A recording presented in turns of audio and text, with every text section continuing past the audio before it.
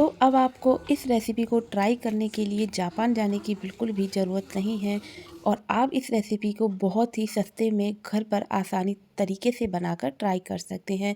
और आप इस रेसिपी को अपने बच्चों के साथ भी एंजॉय कर सकते हैं। आपके बच्चे भी इस रेसिपी को बहुत शौक से एंजॉय करेंगे। तो चलिए जल्दी से इसकी रेसिपी को शुरू करते हैं। बिना स्किप किए इस रेसिपी को पूरा ज़रूर देखिए। और अगर आपको आज की यह रेसिपी पसंद आ जाए तो ज़्यादा से ज़्यादा इस रेसिपी को अपने फैमिली और फ्रेंड में शेयर करिएगा और एक प्यारा सा कमेंट करके भी ज़रूर बताइएगा आपको आज की यह रेसिपी कैसी लगी। तो चलिए फ्रेंड्स जल्दी से हम शुरू करते हैं। तो हमने अभी एक बर्तन में पानी लिया है और हमने आलू लिए हैं 7 से 8 और इन आलूओं को हम अच्छे से साफ़ कर लेंगे जिससे कि जो भी एक्स्ट्रा मिट्टी लगी हो वो सारी ही निकल आए। तो अब हमने आलूओं को पानी में अच्छे से धो लिया है और अब मैं आलूओं को एक चॉपिंग बोर्ड पर रखूँगी और इनको एक एक करके अच्छे से पीलर की मदद से पील कर लूँगी। तो यहाँ मैंने आलूओं को अच्छे से छील लिया है और मैंने इनको कुछ इस तरीके से चौकोर शेप में कट कर लिया है। अब मैं एक बारी अच्छे से आलूओं को और धो लूँगी जिससे कि आलू का जो भी स्टार्च हो वो सारा निकल आए। और अब मैं एक पतीले में आलूओं को ऐड करूँगी और आलू में मैं इसमें 1 टीस्पून के करीब नमक ऐड कर रही हूँ और साथ ही थोड़ा सा पानी ऐड करूँगी जिससे कि आलू हमारे अच्छे से बॉईल हो जाए। और अब हम आलूओं को लगभग 7 से 8 मिनट के लिए मीडियम फ्लेम पर अच्छे से बॉईल करेंगे।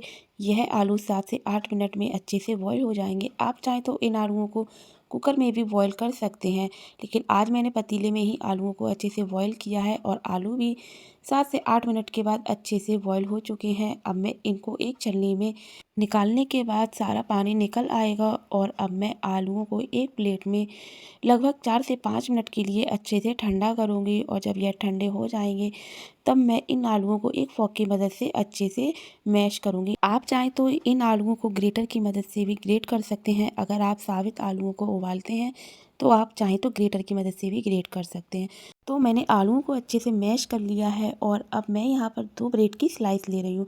तो यहाँ मैंने जो ब्रेड की स्लाइस ली है उनकी जो साइड की किनारियाँ होती हैं तो इनको मैं निकाल दूँगी और इस तरीके से आलूओं में मैंने 2 ब्रेड की स्लाइस को ऐड कर दिया है। और अब मैं इसमें 2 से 3 टेबल स्पून के करीब कॉर्नफ्लोर ऐड कर रही हूँ और अब मैं इन आलूओं में कॉर्नफ्लोर अच्छे से ऐड करने के बाद अच्छे से मिक्स करेंगे और इसका हमें एक डो बना करके तैयार कर लेना है। और अगर आपको लगता है कि हमें कॉर्नफ्लोर और ऐड करना है तो आप कॉर्नफ्लोर और भी ऐड कर सकते हैं।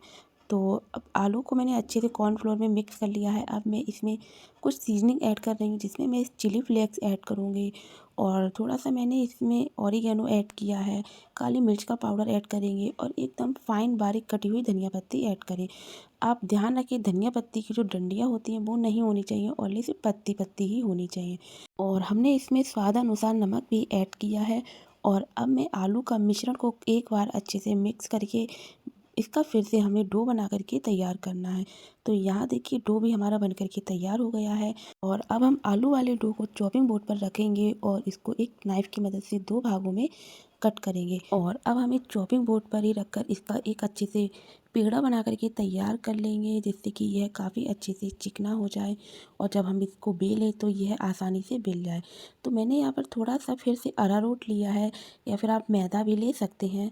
तो यहाँ मैंने अरारोट ही ले लिया है और अब मैं इसको एक बारी इसकी एक पूड़ी बेल करके तैयार कर लेंगे। लगभग हमें इसकी बिल्कुल बारीक पूड़ी नहीं बेलनी है, हमें इसकी थोड़ी मोटी पूड़ी बना करके तैयार करनी है। तो आप देखिए फ्रेंड्स मैं कुछ इस तरीके से इसकी पूड़ी बना करके तैयार कर रही हूँ। और यहाँ देखिए पूड़ी बेल चुकी है और अब मैंने एक नाइफ की मदद से हम इस आलू की पूड़ी को एक चौकोर शेप में कट करेंगे। आप इस आलू की शीट को फ्रिज में ठंडा करने के बाद भी कट कर सकते हैं, लेकिन अगर आप इंस्टेंट बनाना चाहते हैं तो आप इस तरीके से बना करके तैयार कर सकते हैं। तो यहाँ मैंने कुछ इस तरीके की शीट कट करके तैयार कर ली है और अब मैं इनकी इस तरीके से लॉन्ग फ्रेंच फ्राइज़ बना करके तैयार करूँगी। और यहाँ एक शीट में लगभग 7 से 8 फ्रेंच फ्राइज़ निकल करके तैयार हो जाएंगी। और यहाँ मैंने सारी ही फ्रेंच फ्राइज़ निकाल करके तैयार कर ली है। तो यहाँ पर यह देखिए आप कुछ इस तरीके से फ्रेंच फ्राइज़ निकल करके तैयार हुई हैं।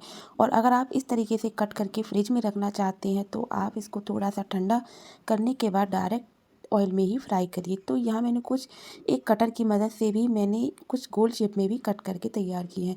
और अब मैं एक सॉस बना करके तैयार कर रही हूँ, जिसमें मैंने tomato ketchup, green chilli sauce और थोड़ी सी मैंने रेड चिली सॉस ऐड की है, थोड़ी सी ही मैंने मेयोनीज़ ऐड की है। तो यहाँ मैंने 3 से 4 सॉसेस ऐड की हैं और इस तरीके से मैंने यहाँ पर एक सॉस बना करके तैयार कर लिया। और यह सॉस बहुत बढ़िया लगेगी। आप एक बार 3 से 4 तरीके की सॉस लें और इस तरीके से बना करके ट्राई ज़रूर करके देखिए। यहाँ पर यह हमारी तंदूरी मेयोनीज़ बन करके तैयार हो जाएगी। और अब हमने ऑयल पहले से ही गर्म करने के लिए रख दिया था। अब हमें एक एक करके सारी ही long French fries medium flame पर ही फ्राई करनी है और आप इनको टच ना करें। लगभग जब यह ऊपर आ जाएंगे सेकने के बाद, तब आप इनको एक फॉर्क की मदद से या फिर करछली की मदद से अलट पलट करके, जब तक यह क्रिस्पी ना हो जाए तब तक आप इनको फ्राई कर सकते हैं। और यहाँ देखिए कुछ इस तरीके से हमारी लॉन्ग फ्रेंच फ्राइज बन करके तैयार हो जाती है। बहुत बढ़िया बन करके तैयार होंगी अगर आप एक बार इस प्रोसेस से बना करके तैयार करेंगे।